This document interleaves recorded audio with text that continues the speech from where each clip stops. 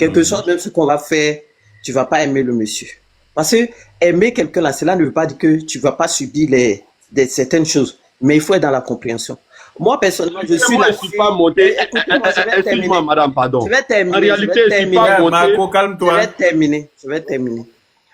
Moi, je suis la fille d'un Ivoirien qui était dans les années 60 venu en Europe ici.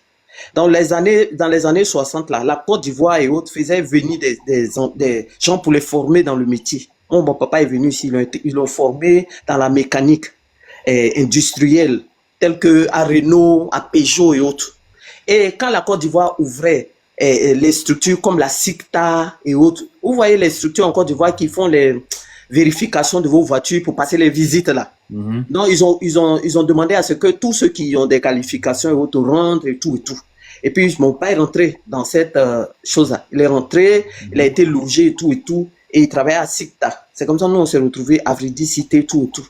Et puis, il était là-bas. Et pendant qu'il était là-bas, comme il est rentré, il avait ramené avec lui du bon matériel de mécanique moderne. Et donc, ça l'a poussé à ouvrir un garage bien équipé.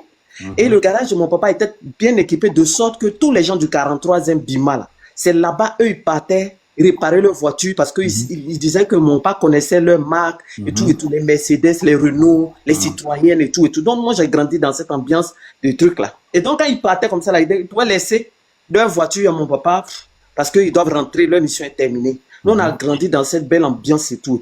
Et mon papa va décider, il va léguer ce patrimoine-là, il va nous laisser ça. Moi, étant l'aîné, donc c'est mon petit frère à qui je confie tout. Dans la passion de Ado, là, mon petit frère aimait Ado. Mon petit frère a nommé son premier fils Alassane, tellement il a aimé Ado. Voici que Ado va venir au pouvoir et tout ce coin-là, où il y avait le garage de mon papa, là, ça va être rasé. Vous voyez? Tout notre patrimoine, l'héritage de ma famille va être rasé. Sans, je ne peux pas dire avec dédommagement et autres. Mon petit frère était patriote de RDR. On a failli mettre le diable. Je me rappelle, il y a des nuits dans la maison de mon papa, là, on brûlait les journaux collectés par mon petit frère la nuit, tard dans la nuit. Et puis on vient raser tout votre patrimoine comme ça là. Moi, j'avais des raisons saines d'en vouloir ce monsieur. Moi, qui suis là, j'avais des raisons saines. Et puis, étant dans le garage, j'ai mon deuxième petit frère qui a respiré le déchet toxique qui a été déversé pas loin du garage. Il en est déjà. Vous comprenez? Ma petite soeur a pris une balle à Yopougon. Elle est partie se marier. Elle a pris une balle dans les fesses. Après ça, sa santé n'a pas été... Elle est couchée dans sa chambre. Hein. Une balle a traversé la toiture dans ses fesses. Elle a été malade. Elle est décédée. Moi, j'ai perdu du monde. Moi, j'avais des raisons de ne pas aimer ce monsieur. Mais malgré ça, là, mon frère et moi, on a cherché auprès de Dieu qui est ce monsieur. Qu'est-ce qu'il est pour la Côte d'Ivoire? Ça n'a même pas empêché. J'ai des raisons saines. Moi qui suis là, il y a des raisons saines de dire que je n'aime pas ce monsieur. Mais je ne sais pas, je l'aime. C'est maintenant, mais je l'aime plus. Et nous, à force de l'aimer, Dieu a tracé un autre chemin à mon petit frère. C'est vrai qu'on a perdu tout le patrimoine, l'héritage qui était censé être notre héritage de notre papa. Mais Dieu a tracé un autre chemin à mon petit frère. Aujourd'hui, il est dans l'immobilier, mais il prospère grave. C'est-à-dire qu'il prospère plus qu'il ne prospérait dans la mécanique que notre papa nous avait laissé. Et moi, je suis parti dans le travail social parce que c'était moi qui étais un peu la secrétaire de mon papa quand les factures, qui faisait les factures et tout et tout. Vous voyez, moi j'ai des raisons saines de détester ce monsieur. Mais l'amour pur, l'amour sain là, ça va au-delà de tout ça. Moi je ne regarde pas à ce qu'on a perdu, je regarde à ce que le monsieur fait, l'espoir qu'il donne à ce pays, le bien-être, le confort. Et donc j'ai tracé mon chemin dans le travail social. Aujourd'hui, je suis prête, c'est pourquoi je fais du bénévolat, prête à aider les gens pour leur trouver du travail, les encadrer, les coacher, leur expliquer, les orienter, les aider à retrouver eux-mêmes leur personnalité. Donc, c'est une passion. Et moi, j'ai confiance à ce monsieur. Jusqu'à, il n'y a pas de limite, quoi. Pourtant, j'ai des raisons, c'est que j'ai été victime de perte. Et ils ont rasé. Mon petit frère a essayé de reprendre le garage. Ça a été rasé encore. Et ça pouvait le faire déprimer. Oui. Mais on n'a pas déprimé. On est resté derrière lui, RDS jusqu'à RHDP, tout et tout. Seulement, je n'ai pas eu, comment on appelle ça, l'envie de m'engager politiquement. C'est maintenant là que je dis non, il faut que je me lève, que je parle.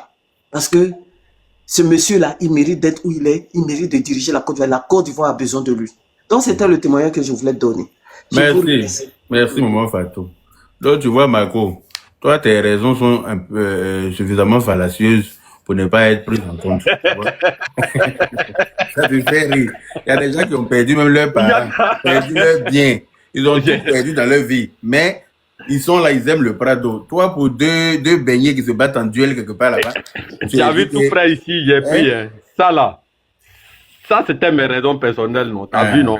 Et en même temps, général, il y a beaucoup de personnes qui vivent ce que moi, je parle là. Non, mais eux là, ils vont buvez de l'eau, ça va vous passer. Ok. Quand on veut évoluer là, on est obligé de faire des sacrifices. Voilà, on peut pas faire des omelettes sans casser des œufs. Tu comprends ou pas? Voilà, on est obligé de passer par des chemins, hein, quels que soient les obstacles pour pouvoir réussir. Donc c'est comme ça. On peut pas réussir sans se battre, sans tomber, se relever. Qu'est-ce que tu as fait réussir même, Yaka? Voilà, mais là, la Côte d'Ivoire. Parce que là, en fait, tu es en France ici, là. C'est même sur l'autre attends, parler, il était en train de parler tout pourquoi quand tu as quitté, écoute, tu n'es pas né en France, à ce que je sache, on est d'accord? Bien sûr. Tu n'es pas né en France, hein? Non, jamais. Tu es né en Côte d'Ivoire. en Côte d'Ivoire. Maintenant, pourquoi quand tu as décidé de quitter en Côte d'Ivoire, là, il y a eu le Mali, il y a eu le Bénin, il y a eu le Burkina, il y a le Togo, on a plein de pays. Moi, les gars, les faire quoi en aventure? Ah, d'accord. Tu n'es pas parti là-bas, c'est pas développé comme il faut. Tu es venu où là, c'est développé là. Toi, tu as mis le développement ailleurs, mais pas dans ton pays. Tu as vu ton esprit? Mais non, attends, j'ai dit, pour interdire voiture, pour interdire là, hein, il faudrait que tu penses à fabriquer voiture d'abord. Mais c'est ça, il dit là. Si on n'interdisait pas là, est-ce que Kandji allait s'installer à l'aile? Ça fait combien d'années? Ado a pris le pouvoir 50 ans après l'indépendance de Côte d'Ivoire. Qui avait eu l'idée de fabriquer voiture? C'est pas parce que Ado est venu. C'est pas fabriqué. Il a dit là que Kandji est venu. C'est pas fabriqué, faut pas aller au-delà. Hein? Mais avant de fabriquer, on commence quelque part. Voilà. Donc, écoute, c'est un peu les choses se font. À un moment donné, il fallait quelqu'un pour commencer. Et Dieu merci, comme Dieu aime la Côte d'Ivoire, on a eu Ado pour commencer. Vous voyez, nous, était Ado là. Imagine si Ado n'avait pas pris le pouvoir, alors la Côte d'Ivoire était à quel niveau? Imagine. Parce qu'avec les déchets toxiques dont on avait droit. Oui, mais, non, mais imagine, avec les escadrons de Djali. On était là, on était devenu comme le Rwanda à l'époque. Tu vois? Donc, Dieu merci, Dieu nous a envoyé Ado pour nous sortir de là. Et Dieu merci, il a encore la force pour diriger. Et la nouvelle constitution lui donne droit. Écoute, la nouvelle constitution lui donne droit. Ivoirien, seul intello ivoirien. Donc il va, c'est pas le seul intello, hein, mais en ce moment-là, c'est lui qui il me semble ça, hein. Tu vois il me semble ça. Hein? Il me semble ça là, c'est ça là. Marco, faut pas venir m'arrêter là. Marco, c'est pas le seul intello en Côte d'Ivoire. Mais c'est de lui que la Côte d'Ivoire a besoin. Et donc, quand la Constitution lui donne droit à un deuxième mandat, là, il va faire le deuxième mandat de la Troisième République, là, souffrir des 5 ans là, encore. Non, et vous serez bien content. Il n'a qu'à prendre ça comme bonne arrivée à Abidjan. Vous serez bien content un jour, quand vous allez prendre vos boudous ici pour entrer en Côte d'Ivoire, là, vous allez être fiers avec vos enfants, là, de dire que vraiment, on n'est pas dépaysé. On n'est pas quitté en Europe pour tomber. Chaque année, même en janvier récent, là, j'étais en Côte d'Ivoire et je vais là, je suis en train de me préparer. Ah, d'accord. Mais quand tu vas là, tu es fier, non? Permettez-moi, ce qu'ils sont en train de dire là, je suis en train de dire, ce qu'il est en train de faire là, c'est pas miracle, hein, ou bien c'est pas magie, hein. Mais pourquoi les autres n'ont pas fait? Ils n'ont pas fait parce que toi tu connais. Qu'est-ce qui s'est passé? Aïe. Quand ils prenaient nos 2 milliards de francs CFA, et puis je me rappelle bien que... quand ils prenaient nos 2 milliards de francs CFA pour donner à chaque Chirac en France, pendant qu'il n'y avait pas route à Beauville, il n'y a pas les hôpitaux, les malades se lèvent pour s'arrêter. C'est ça, l'enveloppe défile ici, c'est les mallettes qui défilent. Comment? C'est les mallettes qui défilent ici. Faut pas tu peux envoyer la preuve. On a envie tu peux envoyer la preuve. C'est pas en France on vient réfléchir. Tu peux envoyer la preuve. C'est pas en France on vient réfléchir. Mon frère, on vient en France quand on veut. C'est pas en France on vient réfléchir. On vient en France quand on veut. Faut pas jouer. Il faut envoyer les preuves, Marco. Là, il est encore au pouvoir. Ça peut pas sortir. Il faut envoyer les preuves. Tu dis que tu vas à Abidjan bientôt, non? Après pas on peut. Écoute, parce que tu es en train de dire là, quand on t'a arrêté à l'aéroport pour te demander les preuves, là, faut pas dire que c'est Yaka qui m'a mis dedans. Est-ce que tu comprends? C'est toi qui m'as mis dedans. Non, non, non, non, faut Toi qui m'as attraper mis ta dedans. bouche parce que ce que tu es en train de dire là, tu es responsable de tes dires. Vu que tu es en train de dire. Parce que Ado, là, jusqu'à preuve du contraire, on n'a pas vu un malade venir donner à quelqu'un. Mais C'est tout l'autre ce là qui que s'est je assis suis en train lui-même. de Écoute, dire là, c'est l'autre qui s'est assis lui-même. ce que je suis en train Pour de dire dire là, devant un je sais journaliste que que lui, il a dirigeants donné 2 africains, milliards tout dirigeant au africain président ont français quota de au l'époque. président français. Voilà. Paye Donc, écoute, quota. non, écoute-moi, parce que quand tu parles là, toi, tu veux parler, mais tu n'aimes pas écouter les autres. Voilà. Tu es en train de dire quelque chose, ça c'est de la diffamation. C'est que tu n'as pas vu. Pur et simple. Faut pas venir dire ça sur mon panel ici. Parce que quand tu vas aller là, le procureur, il est sur tous les panels, surtout les panels des gens suivis comme moi là. C'est ça. Les gens de la PRC sont dessus. Tu es responsable de tes dires, tes accusations là. Tu dis que le président Alassane Ouattara, il est en France, il vient réfléchir. Donc ça veut dire que selon toi, il vient un malade pour donner ici là. Quand à l'aéroport, on va te dire, monsieur Marco, vous avez dit quelque chose sur un panel la dernière fois. Ils sont en train d'enregistrer la partie là. Hein. Quand ils vont te montrer tes dires pour te dire, bon, on veut les preuves là. Et puis de l'aéroport, tu seras conduit directement à la Maca là. Je ne suis pas témoin. Donc je vais m'arrêter là comme Ah, parce que vous tu es conseillé parce qu'en fait quand il s'agit de quand Gbagbo même s'est assis pour dire devant un journaliste que lui il a donné 2 milliards de nos francs CFA à Jacques Chirac là, ça vous a pas choqué? Pour vous c'était normal. En temps normal, vous devez vous lever pour vous battre pour dire mais non, il n'avait pas le droit de prendre l'argent du contribuable. Parce que tu dis qu'Ado prend crédit là, mais crédit là il prend pour construire le pays. Et puis jusqu'à la preuve du contraire, on t'a pas encore envoyé ta facture de remboursement, hein, à ce que je sache. Crédit qu'Ado prend pour construire le pays là. Est-ce qu'on t'a déjà envoyé facture pour dire Marco, voilà ce que toi tu dois rembourser? Si on t'a envoyé, il faut me donner et rembourser ta part là. Si on t'a envoyé facture de crédit qu'Ado a pris là, et puis on t'a dit que Marco, voilà ta part, tu vas rembourser là, il faut me donner, je vais rembourser pour toi. Non mais c'est vrai, parce que tu es en train de faire comme si oui, il a pris crédit, mais quand on prend crédit, quand on prend crédit pour construire ton propre pays, et puis tu es fâché là, est-ce que tu n'es pas le plus grand sorcier de ton village? Si on prend crédit pour construire ton pays, pour que toi et tes enfants, tes petits-enfants demain, vous ayez un lendemain meilleur dans votre propre pays là, on vous a insulté? On vous a pas insulté? C'est ce qu'Ado fait là. Demain, il sera pas là, je touche du bois, je lui souhaite de partir le plus tard possible. Mais c'est pour nous qu'il est en train de faire. C'est pour nos enfants. Lui, il a déjà fait sa vie. Il n'a rien envié à quelqu'un. Il n'y a rien qui peut l'ébranler où il est là. Il a déjà fait sa vie. même pas le contraire en fait, Yaka. Je dis même pas le contraire. S'il te plaît. Il est en train de construire ça là. C'est pour moi, c'est pour toi, c'est pour tes parents, c'est pour tes enfants, c'est pour nous tous. C'est nous qui allons en profiter demain. Parce que regarde les 2 ponts que vous pouvez laisser, pont de Gaulle et puis Font Félix il faut Boigny là. Vous pouvez construire ça en quelle année? Nous, on est né pour trouver, on roule dessus. On est content de traverser le pont pour aller de plateau et de 2 plateaux à 13 villes, Makori, comment sinon? On passe par là. Imagine si on aurait dû prendre bateau pour passer tout le temps là. Est-ce que ça allait nous arranger? Tu vois? Mais Oufou n'est plus là depuis 93. Est-ce qu'il est parti à le pont là? Voilà la plus grande basilique du monde, il a fait à Yamoussoukro. Les gens sont contents d'aller la visiter. Mais on est fiers de dire que la plus grande basilique du monde est chez nous. Oufou est parti pour nous laisser ça. C'est un héritage. Quelqu'un est en train de développer ton propre pays avec les infrastructures modernes. Toi, tu dis que non, il est en train de prendre crédit. S'il prenait crédit là, et puis tous les jours, on le voyait passer dans Mini Cooper et une nouvelle go là, tu pouvais te plaindre. S'il prenait crédit là, et puis tous les jours, tu le voyais à la rue Princesse, dans Maki, avec les go là, tu pouvais te plaindre. Mais non, il prend crédit, il construit le pays, il met les routes pour aller dans les villages, il met l'eau potable partout, il met la lumière. Ta grand-mère au village aujourd'hui, là, tu peux causer avec elle par WhatsApp en vidéo, parce qu'elle a Internet, elle a courant, elle a tout ce qu'il faut, elle dort plus, elle lampe. Mais qu'est-ce que toi tu veux? On a qu'à te faire un dessin.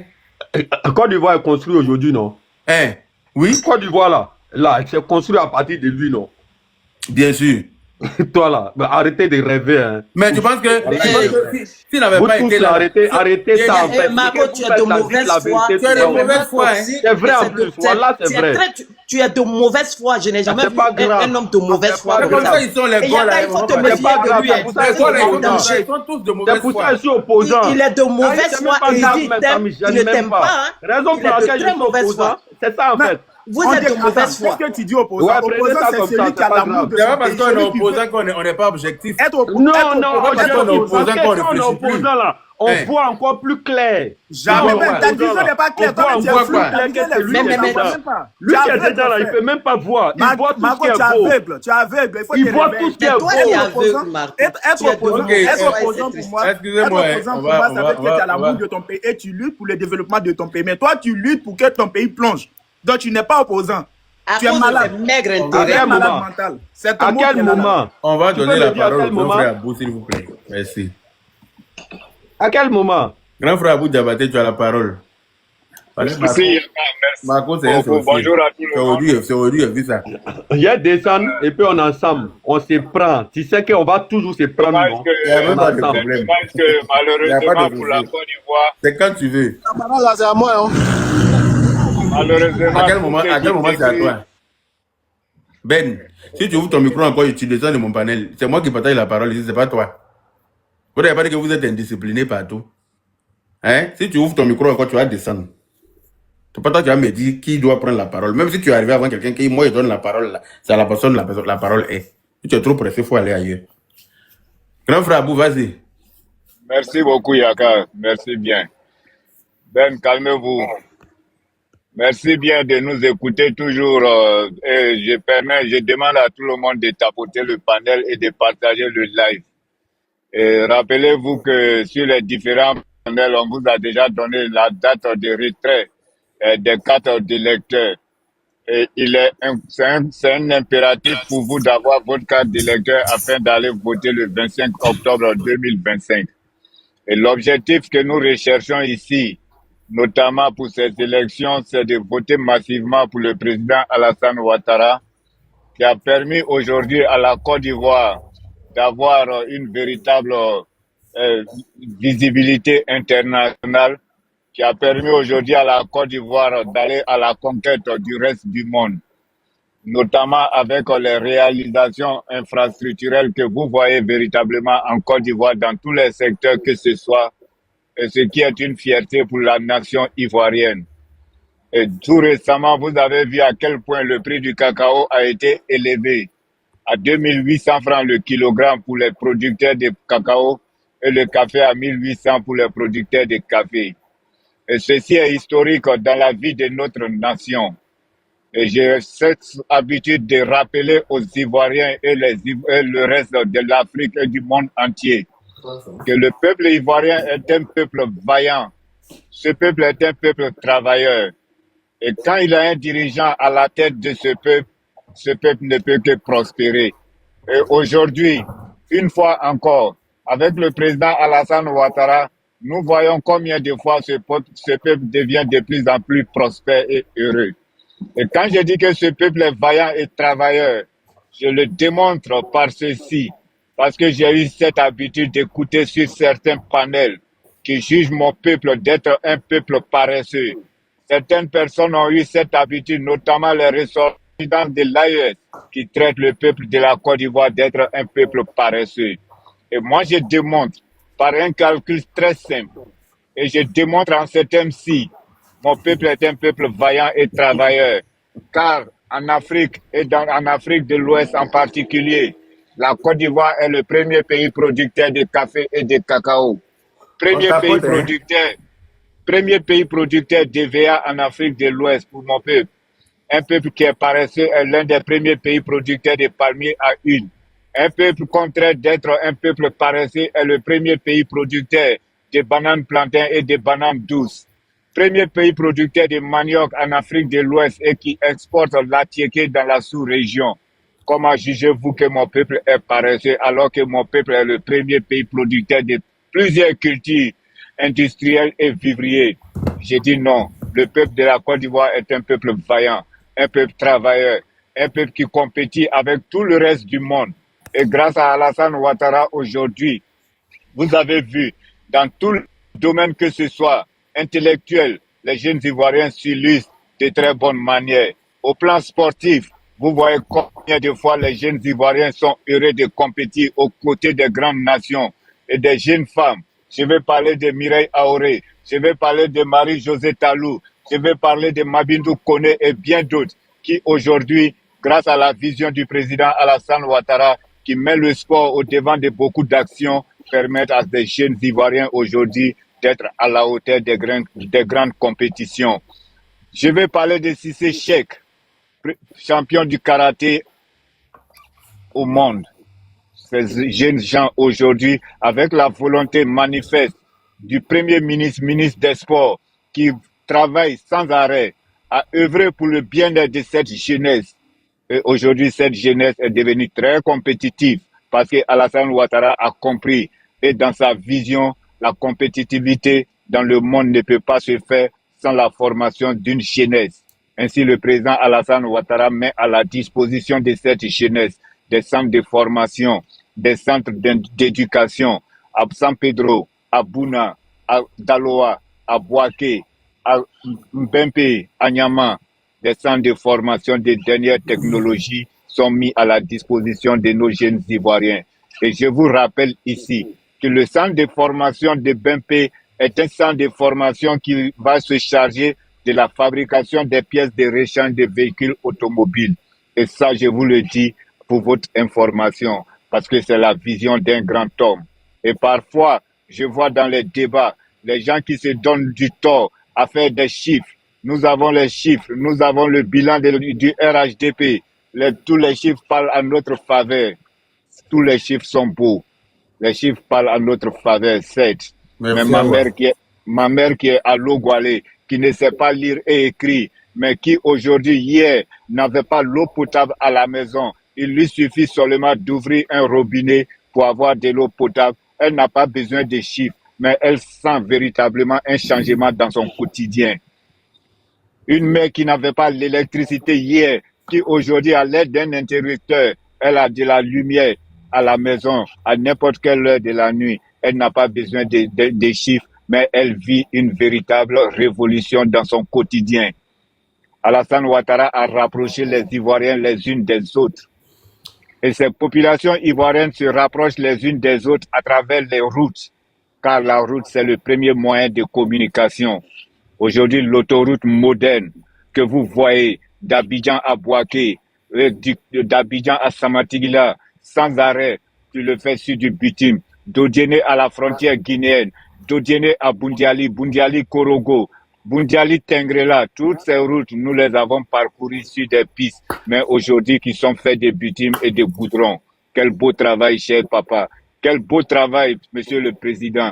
Et les Ivoiriens continuent de t'accompagner. Et rappelez-vous que le 10 octobre prochain, le président Alassane Ouattara lance l'ouverture de sa campagne dans la ville de Daloa, pas n'importe quelle ville. La troisième grande ville de Côte d'Ivoire après Abidjan, Yamoussoukro, après Abidjan, Bouaké, Daloa, Yamoussoukro. Et c'est à l'image de l'homme, le choix de la ville de Daloa pour le lancement de la campagne du président Alassane Ouattara n'est pas un choix hasardeux. Et ça, je vous le dis, c'est la ville qu'on appelle la ville des antilopes. Cette ville martyre, qui a connu des martyrs au cours de cette lutte dans les années 2002.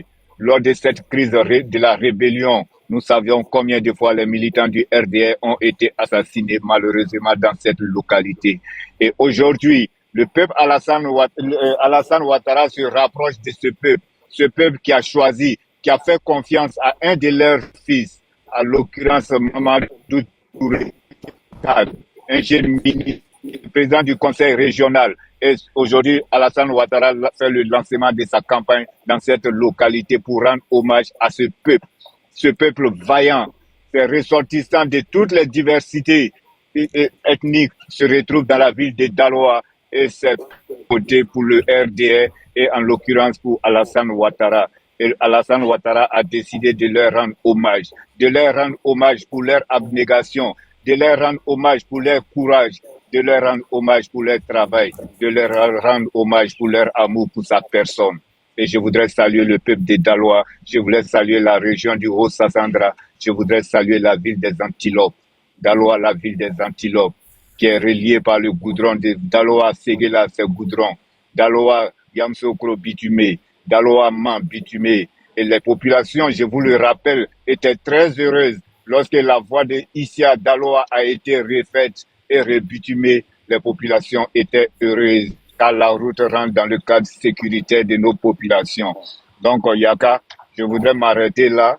Si je dis que moi seul je vais parler, les autres vont s'impatienter. Et je voudrais leur laisser l'attitude aux autres de s'exprimer selon ce qu'ils maîtrisent. Parce que dans tout ce que nous faisons, il faut savoir s'arrêter. Merci beaucoup, Yaka, pour l'honneur que tu me fais chaque jour, que tu me prends sur ton panel. Que Dieu te le rende au centuple. Amin. Merci beaucoup, grand frère. Merci de nous partager ton savoir. C'est important pour nous. Voilà. Monsieur Diabaté. Bonsoir la famille. J'espère que vous allez bien. Je vais lancer un appel, peut-être ça va me faire tomber. Je ne voudrais pas mettre le panel en pause. Ça marche. J'espère que vous allez bien. Vraiment, on salue Papa Ado pour tout ce qu'il a fait pour nous les Ivoiriens. Et c'est aussi qu'il refuse de reconnaître que Dieu lui donne un autre mémoire si bien pour accepter. Comme tout de suite, là, j'étais sur le panel, j'ai vu, il y a un monsieur qui disait que ce qui lui a fait mal, que papa doit supprimer les voitures des trucs là, il faut que 5 ans. Mais moi, ça me faisait mal avant, mais après j'ai compris. Un jour, moi, j'ai travaillé, je faisais la livraison, j'ai vu un Camerounais, il s'est arrêté à côté, en train d'insulter moi, mon président, parce que lui, il a fait partir une voiture en Côte d'Ivoire, qu'ils ont dit que la voiture ne va pas rentrer. Mais moi, je me suis arrêté jusqu'à... J'ai dit, ah bon. Donc, c'était fait pour en profit de les autres étrangers qui envoient la voiture en Côte d'Ivoire. Donc, c'est pas pour nous-mêmes. Parce que pourquoi? Ces gens-là... Papa Ado, il a mille raisons pour faire ça là. Parce qu'au dernier moment là, tous les ressortissants de l'Afrique de l'Ouest, c'est-à-dire Camerounais, même les Tchadiens, c'est en Côte d'Ivoire, ils envoyaient les voitures. Parce qu'ils savaient pourquoi. C'est en Côte d'Ivoire seulement qu'il y avait plus de marché de voitures. Mais qu'est-ce que nous allons faire alors? Donc, ce n'était pas un dépositoire pour toute la région de l'Afrique. Non. Ça nous a fait mal, nous tous. Mais on voit d'autres même qui viennent se plaindre ici. Ok, ils n'étaient jamais propriétaires d'une voiture. Moi, je pouvais me plaindre. J'avais des Yas petits là. J'avais des... Mais quand il a supprimé là, mais on dit là, s'il y a une autre route qui est barrée là, mais si tu es sûr de toi-même là, que tu es un homme d'affaires là, qui déclenche un autre encore. La vie ne se limite pas par là. Mais tous ceux qui viennent dire que oui, Papa Ado, il a arrêté ça, il a fait ça, moi il fait ça. Il y a d'autres, mais ils n'ont jamais envoyé une voiture en Côte d'Ivoire. Il fait ça ça veut dire pour faire choquer nous les nordistes, mais jamais nous, si nous allons nous décourager des Papa Ado. De nos jours d'aujourd'hui là, le guidon est arrivé dans mon village. Je suis à 25 km de couteau, Kasseré, Kasseré. Il veut nous révolter contre Papa Ado, c'est ça qui a tout compris. Il veut nous révolter contre lui. Oui, ils ont quoi? Jamais de la vie. Ils n'ont jamais payé impôt, carte église ni rien. Si Papa Ado casse les maisons de Mouva, il va me révolter contre lui. Moi, mais il va l'aider à casser. Donc, de nos jours